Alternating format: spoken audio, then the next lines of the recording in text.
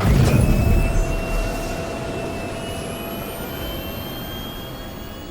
systems online. Salut à tous, c'est Schneider et on se retrouve pour un récap de la semaine sur Star Citizen. Première question du Calling All Devs pour Andreas Johansson, quand est-ce qu'ils rendront enfin accessibles les hangars sur Grimex ? C'est prévu, mais ils savent pas du tout quand. Deuxième question, toujours pour lui, est-ce qu'il est prévu que les trains sur les planètes courent sur des centaines de kilomètres pour relier des zones éloignées ? Alors ça serait génial, mais c'est pas prévu pour le moment, car ça demanderait beaucoup trop de temps de faire un tracé de plusieurs centaines de kilomètres de long à travers des environnements qu'il faudrait retravailler pour ça. D'autant plus que pour l'instant, le relief des astres évolue encore au fur et à mesure des améliorations de leur technologie de planète procédurale. Troisième question pour Kirk-Tom, est-ce qu'on pourra changer de scanner sur les vaisseaux et si oui, quelle différence est-ce qu'ils auront ? Oui, ça sera possible car le scanner sera un composant interchangeable comme les autres. Au niveau des différences possibles, il prévoit qu'on ait des scanners plus efficaces pour détecter et analyser les gens, les vaisseaux, les ressources minières, les cargaisons, les points de saut, les armes, etc. En règle générale, plus ils ajouteront de mécaniques de gameplay, plus les différents scanners proposés pourront avoir des spécialités différentes. Quatrième question pour Luke Presley, quand est-ce qu'on pourra faire des missions en groupe avec des amis ? C'est toujours prévu bien évidemment, mais ils n'ont pas de date à donner. Il a juste pu nous dire que seul le chef d'un groupe pourra partager les missions qu'il a avec les membres de son groupe, que la réputation des membres du groupe sera impactée par les actions des autres membres, et que la récompense de la mission sera partagée. Le lore-post de mardi était le quatrième et dernier chapitre de l'histoire racontant la traque d'un terroriste nommé le Fantôme par un couple de chasseurs de primes nommés Mila et Reese.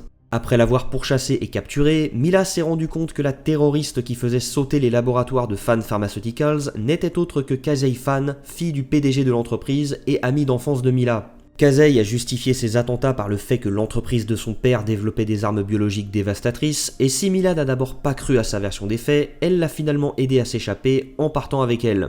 Durant leur fuite, Casey a réussi à masquer totalement mais temporairement leur signal pour semer les forces de l'advocacy à leur poursuite, ce qui a rendu Mila à la fois admirative et inquiète vu le talent nécessaire pour réussir à faire ça et vu la peine de prison énorme que ça leur faisait encourir. Après plusieurs heures de route, elles parvinrent à rejoindre le point de rendez-vous prévu par le contact de Casey, nommé Sibyl, dans un 890 Jump perdu au milieu de l'espace. L'advocacy les rattrapa durant la transaction et l'équipage du 890 Jump empêcha Mila et Casey de s'enfuir en les enfermant dans des cellules. Casey parvint à voler une carte d'accès aux gardes et les distraya pour permettre à Mila de s'enfuir avec le 85X stocké dans la soute. Plusieurs mois plus tard, Mila apprit que le PDG de Fan Pharmaceuticals était arrêté par la justice de l'UE pour le développement d'armes illégales et c'est le seul petit réconfort qu'elle put trouver dans sa nouvelle vie de criminelle recherchée, désormais en fuite dans l'espace Xi'an.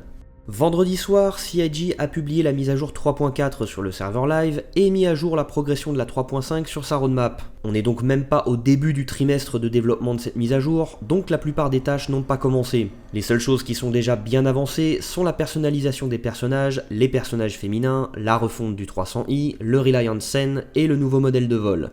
Mais surtout, CIG a publié la roadmap très attendue de Squadron 42 et autant crever l'abcès tout de suite, ça sera pas avant 2020. Si tout se passe comme prévu, l'alpha arrivera durant le premier trimestre, la bêta durant le second trimestre et la sortie durant l'été. Pour commencer, cette roadmap présente une progression des 28 chapitres du jeu répartis en 5 phases, White Box narratif, White Box jouable, Grey Box, production et finition. L'étape de White Box narratif consiste à disposer les personnages et leurs actions dans le temps et dans l'espace afin d'avoir une idée générale de la disposition des différents protagonistes et leur évolution dans la scène au cours notamment de leurs déplacements et de leurs discussions. La seconde étape, celle de White Box jouable, consiste à prendre la scène produite durant la phase précédente et la rendre jouable de bout en bout avec souvent des fonctionnalités entières qui ne sont pas du tout finies et dont on simule le bon fonctionnement quand on en a besoin. Et pas besoin de vous parler des 3 autres étapes, car pour l'instant, aucun chapitre de Squadron 42 a progressé jusque-là. Concernant les vaisseaux, c'est très bon signe. La plupart des vaisseaux sont prévus pour le dernier trimestre 2019, mais ils sont déjà tous considérablement avancés, que ce soit les chasseurs monoplaces ou les vaisseaux capitaux, de l'UE ou des Vandouls.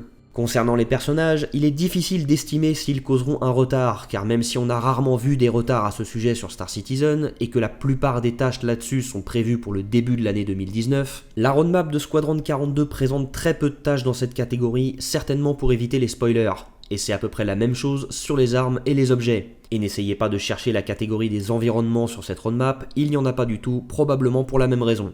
Concernant les mécaniques de gameplay, il y en a 35 et leur progression est très inégale. Certaines tâches pour le trimestre prochain n'ont pas commencé et d'autres pour la fin de l'année prochaine ont déjà bien avancé.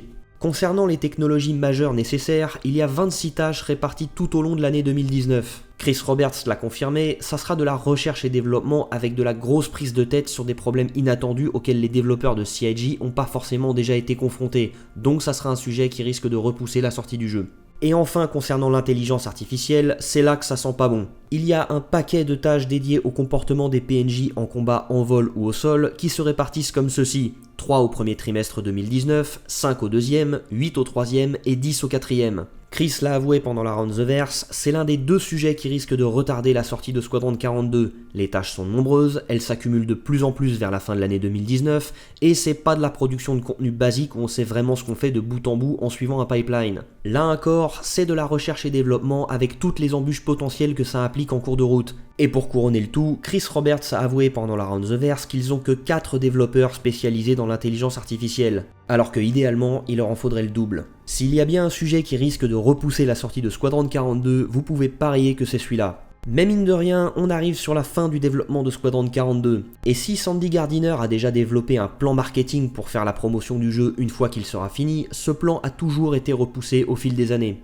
Il est maintenant temps pour eux de commencer à penser comment l'appliquer, et pour ça, il faut de l'argent. Sauf que Chris Roberts a toujours souhaité que l'argent amassé via le financement participatif soit réservé pour le développement. Donc ils ont cherché des moyens de financer la promotion du jeu autrement qu'en piochant dans l'argent amassé via les backers, et leur prospection les ont amenés à rencontrer 2 investisseurs, Clive Calder et son fils Keith. Selon Chris Roberts, leurs réunions se sont très bien passées et ils se sont tous très bien entendus car ils partagent la même vision des choses sur l'indépendance des projets artistiques vis-à-vis des grosses sociétés de production dans l'industrie du divertissement. Chris Roberts a donc décidé, certainement avec Sandy Gardiner, Erin Roberts, Ortwin Freyermouth et Simon Elves, de leur vendre 10% de Cloud Imperium Games en échange de 46 millions de dollars qui serviront pour la promotion de Squadron 42. Pour vous donner un ordre d'idée, c'est à peu près 3 fois moins que le budget marketing de GTA V. Ces 2 nouveaux associés deviennent donc actionnaires minoritaires, tandis que Chris Roberts reste président du conseil d'administration, président de la société et actionnaire majoritaire à 75%. Donc pour CIG, l'intérêt est de se procurer un budget marketing rapidement et facilement, et pour ces 2 messieurs, l'intérêt est de miser sur le succès du jeu pour se faire un bénéfice d'ici quelques années. Normalement, c'est un investissement minoritaire qui ne leur donne pas de pouvoir de décision sur l'avenir du projet. Pour ça, il faudrait que Chris Roberts leur vende 50% des parts de l'entreprise et il vendra certainement jamais son bébé. Mais qui sont exactement ces 2 nouveaux associés ? Clive Calder est un homme d'affaires et producteur de musique né en 1946 à Johannesburg en Afrique du Sud. Il est l'un des hommes d'affaires les plus riches dans le domaine de la musique et sa fortune s'élèverait à environ 4,7 milliards de dollars américains. Il a notamment créé le label Jives Records dans les années 90 et signé avec des artistes tels que Britney Spears, les Backstreet Boys, les NSYNC et R. Kelly. Son fils Keith Calder est quant à lui producteur de cinéma et a produit des films bien reçus par la critique comme Blindspotting et d'autres beaucoup moins comme le Blair Witch de 2016. Bref, Clive et Keith Calder voudront avoir un retour sur investissement en récupérant plus que leurs 46 millions de dollars investis. Et certains se demandent déjà comment ils feront. Car en vendant Squadron 42 à 60 $, il faudrait en vendre un peu plus de 760 000 exemplaires pour générer 46 millions de dollars et commencer à avoir un retour sur investissement. Et ça, c'est sans prendre en compte la TVA, parce qu'avec, c'est plutôt 1 million d'exemplaires vendus qui sera nécessaire. Sachant qu'on est sur un jeu de niche, déjà précommandé par des centaines de milliers de joueurs, disponible sur une seule plateforme et pas sur un magasin de jeux offrant une bonne visibilité, on peut effectivement se demander comment CIG compte s'y prendre pour vendre Squadron 42 par million d'exemplaires. Est-ce que CIG aurait pas déjà des plans pour proposer Squadron 42 sur un magasin offrant une bonne visibilité comme Steam, ou carrément porter le jeu sur la prochaine génération de consoles de salon? Affaire à suivre. Toujours vendredi, CIG a décidé de publier plein de chiffres sur sa situation financière, et on va commencer par les chiffres d'affaires de chaque année avec cet histogramme. En bleu foncé, c'est des chiffres qu'on connaît déjà puisque cela représente l'argent amassé via le financement participatif qu'on peut voir sur leur site et qui rapporte chaque année entre 32 et 36 millions de dollars. Sans surprise, ça compose la majorité des fonds récoltés. Ensuite, en rose, on a les abonnements auxquels les joueurs peuvent souscrire pour financer la production des émissions qui sortent chaque semaine, et ils ont rapporté en moyenne entre 2 et 3 millions de dollars depuis 2014. Enfin, en bleu clair, on a l'argent récolté via des sponsors et des partenaires, probablement Intel, Amazon ou AMD, et depuis 2015, ça représente à peu près 6 millions de dollars par an. Concernant le nombre d'employés, voilà les chiffres. En 2017, Cloud Imperium Games était composé de 397 développeurs, dont 299 en Europe et 98 aux États-Unis, 46 responsables de la communication, du marketing et de la gestion des événements, dont 38 en Europe et 8 aux États-Unis, et 21 responsables d'équipe et autres dirigeants, dont 10 en Europe et 11 aux États-Unis. Passons maintenant aux charges. Petite parenthèse, vous constaterez que les frais des studios américains ont diminué entre 2015 et 2016, là où ceux des studios européens n'ont fait que augmenter. C'est parce que là où les studios européens n'ont fait que grossir, les studios américains se sont restructurés entre ces 2 années. On va commencer par le plus gros morceau, avec les charges de personnel relatives aux équipes de production. Avant 2015, c'était les studios américains qui coûtaient le plus d'argent sur ce sujet, mais à partir de 2015, ce sont les studios européens qui sont passés devant, avec un peu moins de 19 millions de dollars contre un peu plus de 11 millions de dollars pour les studios américains, ce qui fait un total d'un peu moins de 30 millions de dollars versés en salaire aux développeurs pour 2017. Cette hausse progressive s'explique par le nombre de développeurs embauchés dans les studios européens qui a presque doublé depuis 2015. En tout cas, ce budget a été multiplié par 2,5 entre 2014 et 2017. On passe ensuite aux coûts divers d'opération des studios de CIG, ce qui comprend les charges immobilières, le loyer, les voyages par avion, l'hébergement à l'hôtel des employés en déplacement, certains frais juridiques et professionnels, etc. Ça leur coûte entre 5 à 6 millions de dollars par an, en légère hausse depuis 2014. Vient ensuite les coûts des contrats pour supporter le développement du jeu. Durant le début du projet, CIG a dû passer des contrats avec plusieurs entreprises, notamment Crytek, Ilphonic, Imaginarium et Behavior Interactive au Canada. Ils se sont petit à petit affranchis de ces entreprises pour internaliser les développements, ce qui a drastiquement réduit leurs coûts dans ce domaine, qui sont passés de 14 millions de dollars en 2015 à 3 millions en 2017. On a ensuite les coûts d'édition, de marketing et d'événementiel. Ça comprend les coûts de fonctionnement des serveurs chez Amazon, le support utilisateur, le marketing, l'hébergement de leur site, la bande passante pour uploader les mises à jour, l'organisation des ventes et l'organisation des événements annuels. Sur ça, ils sont passés à un peu moins de 6 millions de dollars à un peu plus de 7 millions entre 2014 et 2017. Viennent ensuite les frais d'administration, de comptabilité, de conseil juridique et d'assurance qui leur coûtent au total moins d'1 million de dollars chaque année. Et enfin, on a les frais d'investissement comme le matériel et les logiciels informatiques, le mobilier et l'agencement des studios, les fournitures de bureaux, les upgrades serveurs, etc. Ces dépenses ont atteint leur paroxysme en 2015 avec un peu plus de 2 millions de dollars et demi avant de redescendre à un peu plus d'1 million en 2017. Alors quel est le bilan de tout ça? Accrochez-vous parce qu'il va y avoir un paquet de chiffres.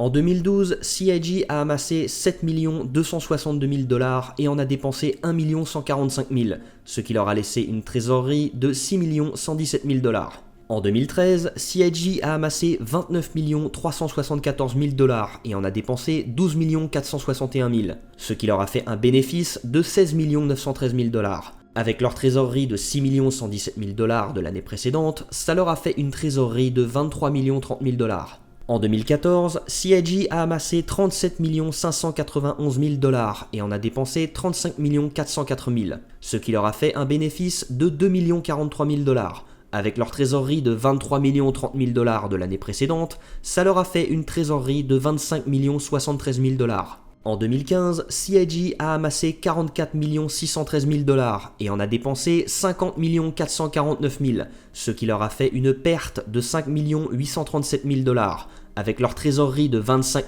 073 000 dollars de l'année précédente, ça leur a fait une trésorerie de 19 380 000 dollars. En 2016, CIG a amassé 44 890 000 dollars et en a dépensé 45 016 000, ce qui leur a fait une perte de 126 000 dollars. Avec leur trésorerie de 19 380 000 dollars de l'année précédente, ça leur a fait une trésorerie de 19 255 000 dollars. Et enfin en 2017, CIG a amassé 43 839 000 dollars et en a dépensé 48 865 000, ce qui leur a fait une perte de 5 026 000 dollars. Avec leur trésorerie de 19 255 000 dollars de l'année précédente, ça leur a fait une trésorerie de 14 228 000 dollars. Donc non, vous ne rêvez pas, de 2015 à 2017, chaque année, CIG a bien dépensé entre 45 et 50 millions de dollars tout en amassant un peu moins de 45. La trésorerie est donc passée en 3 ans de 25 millions de dollars à 14. Pour l'instant, le financement participatif s'est révélé être extrêmement stable d'année en année, mais il n'est pas dit que ça dure éternellement. Et avec 14 millions de dollars de trésorerie et des charges 3 fois plus élevées chaque année, il est parfaitement compréhensible que Chris Roberts ait cherché une source d'argent externe, notamment auprès d'investisseurs. En tout cas, dans une interview pour le site VentureBeat, Chris Roberts a répondu à une question à ce sujet. Pour lui, ça n'est pas juste de dire qu'ils ont dépensé tout l'argent qu'on leur a donné et qu'il ne leur reste plus rien.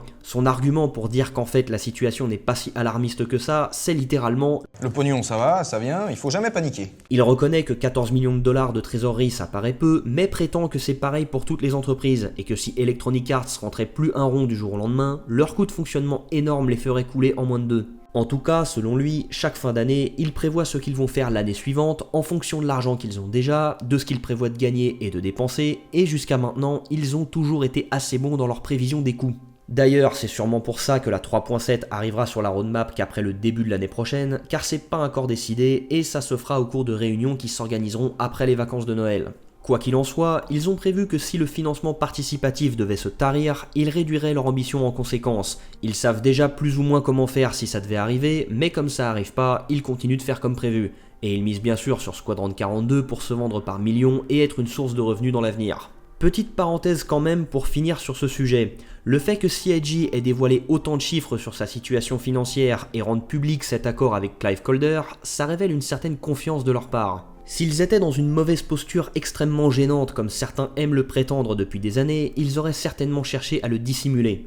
Mais il n'y a pas que ça. CIG travaille depuis quelques années avec de plus en plus de beau monde. Keith Calder, un petit producteur de cinéma, une poignée d'acteurs célèbres parmi lesquels on compte Mark Hamill, Henry Cavill, Gillian Anderson et Gary Oldman, les entreprises Amazon, Intel, AMD, Faceware, Turbulent, Trilateral et le studio de motion capture Imaginarium fondé par Andy Serkis, Dennis Crow, un ancien directeur de production qui a travaillé 4 ans chez Blizzard et 3 ans chez Rockstar Games, la banque britannique Coutts & Co, et maintenant Clive Calder, le 441e homme le plus riche du monde avec une fortune estimée à 4,7 milliards de dollars. Tous ces gens n'auraient pas risqué de perdre leur temps, leur argent, leur énergie et risqué d'entacher leur réputation ou leur CV en se rattachant au projet Star Citizen si Chris Roberts n'avait pas montré patte blanche et donné des garanties extrêmement solides. Si tous ces gens, avec toute leur expérience amassée pour certains pendant des décennies, font confiance à Chris Roberts et ont décidé de travailler avec lui, alors l'expertise de Jean Derek, qui n'a jamais rien programmé de sa vie mais qui croit savoir pourquoi Star Citizen est techniquement infaisable, qui est incapable de distinguer un bilan comptable d'un compte de résultat d'un simple coup d'œil et qui croit savoir pourquoi CIG se porte mal financièrement, qui n'a jamais dirigé une TPE de 3 personnes mais qui croit savoir pourquoi une entreprise de 500 personnes répartie sur 3 pays est mal dirigée, et qui se base sur les analyses d'experts de Derek Smart pour expliquer tous les mois depuis 3 ans et demi pourquoi CIG va faire faillite dans 2 semaines, eh ben... Voilà, je crois que le message est clair, hein. On s'en fout. L'alpha de Squadron 42 est donc prévu pour le premier trimestre de l'année 2020, la bêta pour le second trimestre et la sortie pour l'été. Comme je vous l'ai dit, je pense personnellement que les estimations de CIG pour Squadron 42 vont glisser, notamment à cause des tâches sur l'intelligence artificielle. En décembre 2017, CIG a publié sa roadmap de Star Citizen et ce qu'ils avaient prévu de faire en 4 trimestres va finalement être fait en 5. Donc je pense que ce qu'ils ont prévu de faire en 2019 va glisser sur 2020 et que les phases d'alpha et bêta et la sortie seront repoussées respectivement au milieu et à la fin de l'année 2020. Alors oui, c'est dans 2 ans, mais si ça peut vous aider à relativiser, dites-vous bien que la 2.6 est sortie il y a 2 ans. Eh oui, déjà. La sortie de Squadron 42 en 2020 en fera sûrement râler plus d'un, surtout après tout le temps déjà attendu. Mais laissez-moi vous faire part d'une petite réflexion personnelle. Des jeux comme The Witcher 3, God of War, Red Dead Redemption 2, Uncharted 4, Horizon Zero Dawn, Zelda Breath of the Wild ou Super Smash Bros Ultimate ont déjà leur place dans la liste des meilleurs jeux de tous les temps. Parce que ce sont des jeux généreux, de grande qualité, où les développeurs ont fait un quasi sans faute, sans se précipiter et sans tâtonner après des années de travail. D'autres jeux comme Minecraft, Subnautica, Don't Starve ou Kerbal Space Program resteront dans l'esprit des joueurs comme étant de très bons jeux, car bien que leurs développeurs aient tâtonné timidement pendant des années avant d'arriver aux résultats finaux, leurs travaux ont payé et ont fait de ces jeux des références incontournables. Et il y a des jeux très attendus qui ont été mis trop tôt sur le marché par leurs éditeurs. Les joueurs en gardent souvent un souvenir amer, plus ou moins pardonné selon comment les développeurs ont corrigé le tir, mais jamais complètement oublié. Par exemple, la communauté Battlefield n'oubliera certainement jamais le lancement raté de Battlefield 4 à cause de son netcode totalement aux fraises. Les correctifs ont fini par arriver, mais le mauvais souvenir est toujours présent chez les premiers acheteurs. Et dans la communauté Assassin's Creed, on n'oubliera certainement jamais l'état catastrophique de l'épisode Unity à son lancement avec tous ses bugs. Dans les 2 cas, c'était absolument navrant. Aujourd'hui, des centaines de milliers de joueurs reconnaissent que No Man's Sky aurait mérité 2 ans de développement supplémentaire, vu la déception que ça a été à sa sortie et vu le bon jeu que c'est devenu 2 ans après. Mais à côté de ça, combien de centaines de milliers d'autres joueurs ne lui donneront pas de deuxième chance et n'y retoucheront jamais? De la même façon, des millions et des millions de joueurs admettront avoir désinstallé Pokémon Go dès la fin de l'été 2016 parce que le jeu était à peine l'ombre de ce qu'il promettait. Des millions de joueurs y ont rejoué 1 an et demi plus tard quand le jeu s'est étoffé et qu'il ne ressemblait plus à un prototype, mais combien d'autres sont passés à autre chose et ne le relanceront plus jamais en pensant qu'il est resté aussi inintéressant? Et enfin, il y a des jeux estampillés de licences prestigieuses et réalisés par des poids lourds de l'industrie qui ont été mis sur le marché dans un état au mieux décevant, au pire honteux, qui n'ont jamais été améliorés et qui ont définitivement gardé leur mauvaise réputation. Star Wars Le Pouvoir de la Force 2, Dragon Age 2, Watch Dogs, Evolve, Aliens Colonial Marines, Battlefront 2015, Mass Effect Andromeda, et je cite pas Fallout 76 car il est encore trop tôt pour dire s'il va rester dans cet état. C'est pas pour rien que fin 2018, CD Projekt Red, Nintendo, Naughty Dogs ou Rockstar Games sont des entreprises de jeux vidéo extrêmement appréciées par les joueurs. C'est pas pour rien qu'Activision et Ubisoft le sont beaucoup moins qu'avant, à force d'annualiser des licences et de donner aux joueurs du vu et du revu année après année. C'est pas pour rien que Blizzard a aussi pris un sacré coup à sa réputation en passant de maître incontesté du MMO à la fin des années 2000 à une entreprise de jeux vidéo qui préfère annuler son projet de MMO Titan en 2014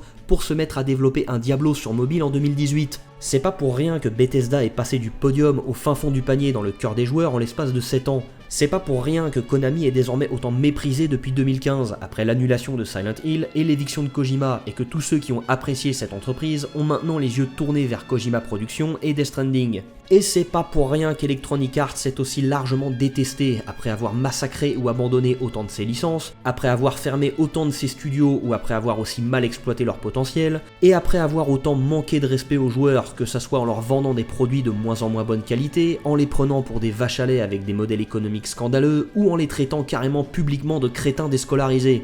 Beaucoup de joueurs se plaindront sûrement que Squadron 42 sorte dans aussi longtemps et que CIG y dépense autant d'argent. Mais les entreprises de jeux vidéo qui sont populaires aujourd'hui prouvent que les joueurs préfèrent les créateurs de jeux vidéo qui ont pour philosophie de travailler sur peu de projets à la fois, avec générosité, passion, soin, originalité, ambition, prise de risque, respect des joueurs, sans faire de concessions sur la densité de contenu et les qualités ludiques et visuelles de leurs produits, quitte à y consacrer plus de temps, plus d'efforts et plus d'argent. Donc, ne reprochez pas à CIG de tendre vers cette philosophie de création de jeux, alors que c'est ce qui donne les jeux que vous aimez le plus et les studios que vous respectez le plus. Parce qu'entre un Squadron 42 qui pourrait peut-être être nominé un peu partout en tant que meilleur jeu PC de l'année 2020, un Squadron 42 décevant qu'on aurait démoulé trop tôt façon No Man's Sky et qui mettrait 2 ans à rectifier le tir, et un Squadron 42 honteux dont on aurait précipité la sortie pour en faire une déconfiture à la Mass Effect Andromeda ou les 2 derniers Battlefront, vous savez déjà ce que vous préféreriez avoir. C'est la fin de cette vidéo, et vu le temps que j'y ai consacré, j'espère qu'elle vous a vraiment plu, même si j'ai carrément été plus subjectif que d'habitude. Je vous souhaite de bonnes fêtes de fin d'année, de bonnes vacances pour ceux qui en ont, et je vous dis à l'année prochaine les citoyens.